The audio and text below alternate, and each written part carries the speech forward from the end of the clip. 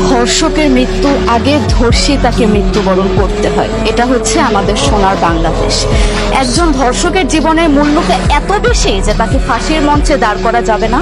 আমরা বাংলাদেশে কয়জন ধর্ষকের নাম জানি যাকে কঠোর থেকে কঠোরতম শাস্তি দেওয়া হয়েছে, যাকে ফাঁসির মঞ্চে দাঁড় করা হয়েছে? আমরা কি আদৌ কেউ জানি না। অথচ আমরা কতগুলো যারা ধর্ষিত হয়েছে তাদের নাম জানি। অনেক বড় এই লিস্ট, আসলে অনেক বড়, বলে শেষ করা যাবে না।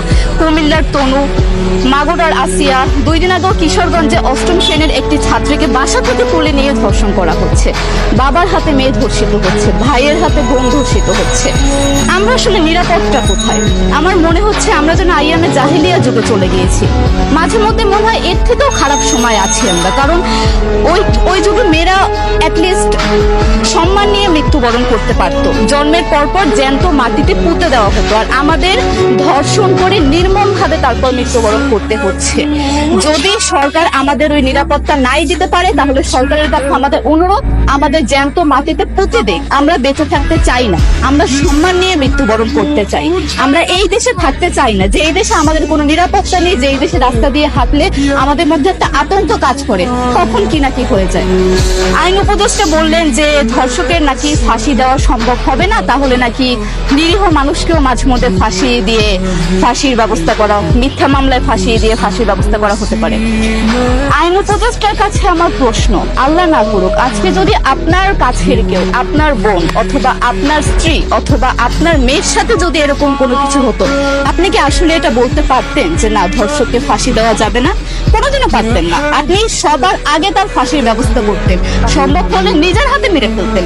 তাহলে আমাদের বেলায় কেন এত বৈষম্য? আমরা কি দোষ করেছি? আমরা কি নারী না?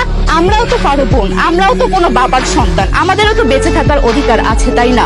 কিছু হলে মেয়েদের পোশাকের দোষ দেওয়া হয়। আমার কাছে প্রশ্ন, একটা 8 বছরের শিশুর মধ্যে এরকম কি থাকতে পারে যেটা একটা পুরুষকে অ্যাট্রাক্ট করবে, যেটা একটা পুরুষকে সিরিয়াস করবে? সেরকম হলে আসলে ধর্ষণ করা হতো সবসময় প্রাপ্তবয়স্ক মহিলাকে। কিন্তু আমরা আসলে পরিসংখ্যান গবেষণা করলে দেখতে পারি যে ধর্ষক সবচেয়ে বেশি করা হচ্ছে শিশুদেরকে, কিশোরীদের সবচেয়ে বেশি ধর্ষণ করা হচ্ছে। দৃষ্টিভঙ্গি পরিবর্তন করুন, চিন্তা ভাবনা পরিবর্তন করুন, ধর্ষকদের আইনের আওতায় আনুন। যদি আইন উপদেষ্টা অথবা প্রশাসন যদি ধর্ষকদের শাস্তির ব্যবস্থা না করতে পারে, আমাদের হাতে তুলে দেন, আমরা নিজেদের হাতে শাস্তি দিয়ে দিতে পারবো। এই সাহস আমাদের মধ্যে আছে। বেঁচে থাকার জন্য আমাদের যতটা কঠিন হতে হবে, আমরা কঠিন হওয়ার জন্য প্রস্তুত আছি। আমরা ফাঁসি চাই, ধর্ষকদের কঠোর থেকে কঠোরতম শাস্তি চাই। যতদিন না পর্যন্ত ফাঁসি দেওয়া হবে, যতদিন না পর্যন্ত ধর্ষকদের শাস্তির ব্যবস্থা করা হবে, আমরা আমাদের আন্দোলন অব্যাহত রাখবো। দরকার হলে আমরা শিক্ষা প্রতিষ্ঠান বন্ধ করে দিব, তবুও আমরা থামবো না। এটাই আমাদের দাবি।